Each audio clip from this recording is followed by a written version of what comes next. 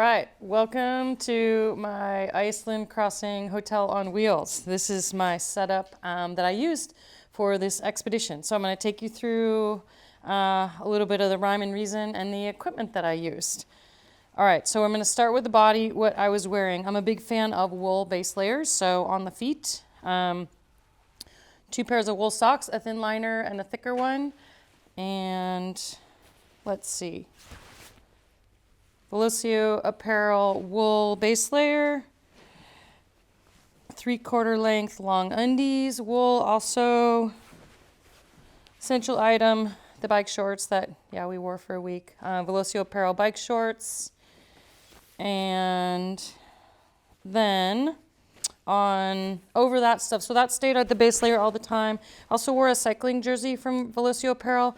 I really like having pockets, and I use those for keeping batteries warm and keeping things next to your body. Your body actually becomes a little heater in really cold environments. So I like to wear a cycling jersey, so I've got internal pockets. And then a soft shell vest, also from Velocio. And key item that I really like for any sort of cold weather, aerobic activity, sweat is your enemy. And so any sort of moisture that you're developing while working hard on the bike needs to be vented, because if you get wet, then you get cold. And so I'm a big fan of all my zippers being bottom up zippers. It's a really nice way to vent up instead of down, especially if you want to keep a hood on, you want to keep your head warm, you can always unzip from the bottom.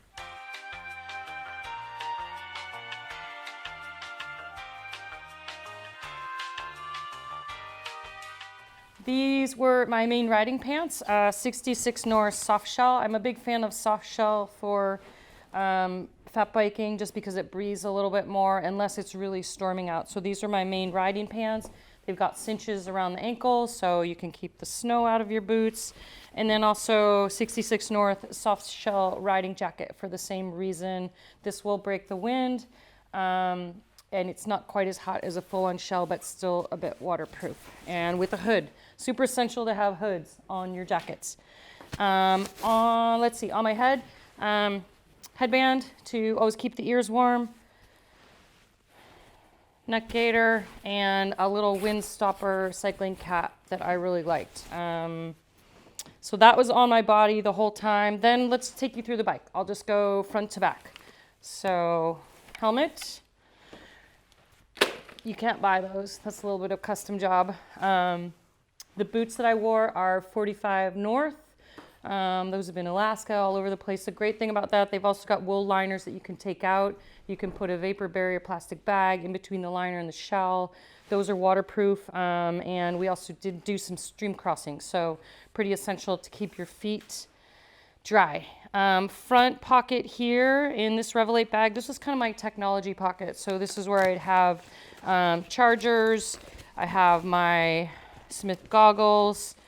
Pretty important for a windy environment to have goggles to totally protect your face. And then I also had a pair of glasses with clear lenses and really dark lenses for the sun. Pair of those also with a lot of coverage, keep your face out of the wind.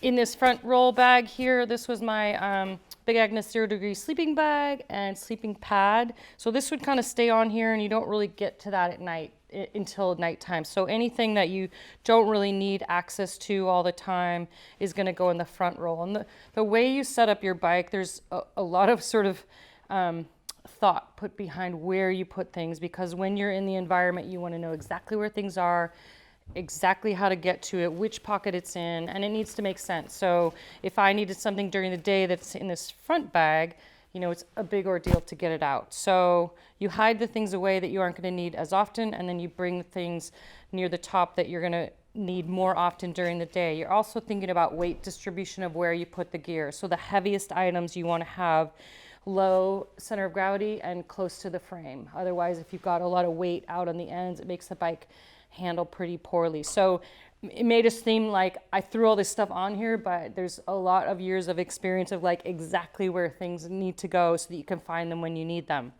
So the cockpit setup is kind of important too, because this is where the action happens. So you've got your navigation. I've got a Garmin Edge 1030 on here. things that you want to access quickly. 2 water bottles, an insulated one, and a mirror thermos. Super essential for me to have a thermos for warm fluids, especially in a cold environment. One of the quickest ways to warm up is to warm from the inside out and have a thermos of warm drink. And it's not that nice in a super cold environment to be drinking icy cold, snowy water. So thermos always comes with me, even though it's a little heavier, it's totally worth it. These are Revelate Design Pogies, and they're kind of weird. When people see these, you're like, what are those big things on your handlebars?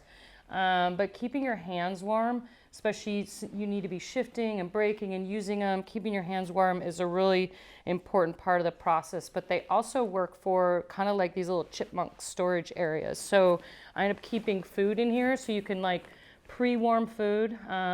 Everything freezes out there. So your bars, all your nutrition, it's gonna freeze. So you can put it in here for a while, get it warm so that then you can eat it. I also keep my gloves in here. So I've got my 66 North liner gloves. These are on all the time. I also brought 3 pairs of gloves. So a liner glove, a mid-weight glove, and then an over glove. And I size these all so that they can fit on top of each other. It's a system. I'm not going to just put on the liner or something else. I can put on the liner, I can put this on over it, and I can put this on over it. So the big gloves need to fit over everything, and that's pretty important. People always ask, why don't you use a mitten? It's warmer. Well, you can't really do anything with a mitten on. So it's important for me to just have an oversized glove that this can be like 3 layers of gloves if needed. So those all stay in there, and I put the right hand glove in the right hand pogie, the left hand glove in the left hand pogie, and it's a simple thing, but it's kind of one of those important things where you're like, where's my gloves? I also have these pockets under here that I keep snacks, and most importantly, I keep hand warmers right here so that if I need to put them in the pogie, need to put them in my glove, they're right there, super accessible. This is the trough, so that's the little snack food bag, and I pack that up for the day full of everything. Most of the things that I'm going to want for the riding for the day, because it's really accessible. The nice thing about this Revelate Designs, it's called the Mag Tank. The awesome thing about it is it's got a magnetic thing, so you can open it while you're riding, and you can close it back up, and it closes up really nicely, which is great. In here, Goo Energy. I made some homemade cookies. There's still some bacon in here. This is my secret Go Fast training food. So those are all snacks. In this one, I keep a bike tool that's really accessible at all times, and a little mini Leatherman, and I have my Icelandic flag that I carried along the way. I had it up here, but I didn't want to break it, so I've got that in there. And then I also use this little bag for trash management. And as you're eating and getting all your wrappers, there's nowhere to put your trash, so this also becomes a really easy trash bag. So if I get to a place, I can just quickly empty it out and get rid of the trash. And like I said, you want the weight here on the middle of the bike. So in here are my bike tools in a tool roll. I won't go through everything, but yeah, definitely some essentials, extra cleats for pedals, tire lever changers, a few bolts and extra things for the rack. So those are my tools. And then I also had extra hand warmers in here and a bike tube. And we each carried 2 tubes. We used one of them. And then let's see. This pocket here is a little bit of technology. So this is chargers, cords, a GoPro, some stuff like that. Often I would have this on my body in my bike jersey to stay warm, keep it warm. I had an extra collapsible water bottle, so we could, if we found a stream, it's just easy to fill, but it also is smaller than a traditional water bottle when it's empty. I had this, I wore this a lot. I had this Velocio apparel, really, really thin, lightweight wind protection jacket, but it's also got venting. So it's pretty windy in Iceland, and sometimes it's just nice to put on a really thin layer that wouldn't make you hot, but would cut the wind. So I wore that a lot, and it's so small, it basically takes up no space at all. This was my little my little personal bag with toothbrush and some, let's see what else is in here. Toothbrush, sunscreen, chamois butter, all the good stuff is in here. Some toilet paper. Yeah, that's it in there. And that also had some extra food in it when we were riding. That was another good place to keep food stash. On the other side of this pocket, I've got a pump and a headlamp and an extra headlamp. And then I have a bike light right up here on the fork. And then some extra straps. And it's like a circus car. More stuff keeps coming out. And batteries. Lithium batteries, only batteries that you can use in the cold. You definitely don't want to bring regular batteries because they won't work for very long. And all of my devices you could use, they have a rechargeable battery in them for my lights, but you could also put in external batteries. So I kind of had the best of both worlds with those. And we didn't have to ride that much at night, so I didn't really have to use a lot of that stuff. Okay, back to the back of the bike. These were things, again, that I would want access to during the day. So this is really a lot of my insulating layers and stuff that I might want to pull out really quickly. So I organize it so that my storm gear and waterproof gear is all together. So I've got 66 North shell pants. I really like these because they have a really long zipper, so I could put these on without taking my boots off. Super important if you're out there and you're freezing and you want to put your pants on. And I got them a little bit oversized so that they could fit on pretty easily. 66 North shell jacket, really bomber for the Icelandic weather. I went for the beefiest jacket they had, and I definitely wore this a bunch. And some extra straps that we're holding. These are my food bags. We forgot to talk about these. So these little fork bags, that's where I had my dehydrated meals and my breakfasts and dinners, but I ate them all, so they're empty now. I have some plastic bags in case we had to go into really deep water that was over boot top. We had the option of actually putting these on, cinching them up. We didn't need to do that. The river crossing we did do, we just pulled our pants down over the tops of our boots, and you can make a strap to keep the water from coming up through. So we did do that. That was pretty handy. Puffy coat, 66 North. This is a synthetic insulating jacket, and I also took this jacket, and I ended up taking two insulating jackets, two thinner ones instead of one big giant one, because the layering system was more adaptable, whereas I could put on both these coats or I could just wear one of them, and really most of the time I just ended up wearing the one. I didn't end up needing to put on both at the same time. But nice to have. It's super lightweight, and it's better than one big giant expedition coat. In this bag, and I put a lot of my things into extra waterproof bags because if it's storming. These are waterproof, but you don't want any water to seep through the zipper and get all your extra clothes wet. So in here I have extra hat, full-on balaclava, extra wool neck gaiters, and another strap. And then this bag, it's pretty empty now, but it was full of food, 8 days worth of food. And I ate it all. Not all of it, but a lot of it. And when I plan my food, I plan out how many days, how many calories per hour, how many electrolytes, how much carbohydrate, how much protein, how much weight and calories you're getting. So there's a lot of there's kind of a scientific planning for me to the food, because the energy is really important. And if you don't blow it, or if you don't pack well, or you don't like your food, or you don't want to eat it when it's frozen, then it's kind of a game changer. So this is also a waterproof stuff sack to keep my other layers dry. In here I have my jet boil stove, a windscreen, a spoon, a lighter, fuel. It's all packed up in there. Oh, and I had this little mini shovel. This was fun. We used this a lot. This is a pretty handy little guy for chipping out snow or, you know, whatever you need to do with it.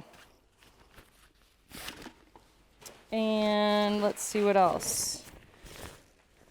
And then a few more layers. So I also brought a full set of extra base layers in case things got wet. So extra pair of really warm socks that I'd wear in the camps, extra pair of wool long undies, extra Velocio wool top, and a little bathing suit for the hot springs, which I've never taken a swimming suit on a fat bike expedition before, but that was a mandatory piece of equipment. It was pretty awesome. And oh, and I have a hydration bladder in case we needed to carry more water for capacity, and when that was full, it would fit in the frame bag to keep the weight on the bike. So that is all the equipment. Small blinky light for safety on the road, and my bike is the giant Yukon, and let's see, Envy M585 carbon wheels, 45 North studded tires, and SRAM drivetrain, Crank Brothers mallet pedals, and I do clip in because I like to clip in. So these boots are kind of cool. They obviously they have the cleat on the bottom, and I put studs into them as well. So walking on ice and everything, you're going to get more traction with your boots. I ran also the 1x, Eagle, SRAM Eagle. I have grip shift in here and some alterations that I do on my bars. You can't really see it, but grip shift, the reason I use grip shift fat biking is it's just easier to rotate your hand instead of pushing with your thumb to shift. So it's a lot more natural position while you're in there. A single front chain rings means you're only shifting on one hand. And then I've also really padded with bar tape and some gel padding to make my handlebar quite thick so that there's not as much pressure right on your nerves in your hands because you're putting a lot of weight on your hands. So it's a pretty padded up handlebar system. And then I've also got a teeny little bar end in here that's just sort of an angle so that I can change my hand position from here to here and just kind of be comfortable because your hands really kind of get a beating out on these expeditions. And what did I forget? Old Man Mountain rack. I think that's it. That's the hotel on wheels. And I used everything that I brought, which I'm pretty excited about. But like I said, I never have the same setup twice. It's always specific to the expedition I'm doing and the terrain I'm going to find. There's a similar setup, but really I did change a few things for Iceland, like bringing more rain gear and some more plastic bags and some extra things to make sure I could survive crossing the Icelandic highlands in winter. But we did it. It worked. The Iditarod Trail 2020 is absolutely the hardest expedition I've done in my life. If we'd gone in knowing the conditions would be this way and that it would be that hard, I'm not sure we would have signed up for it.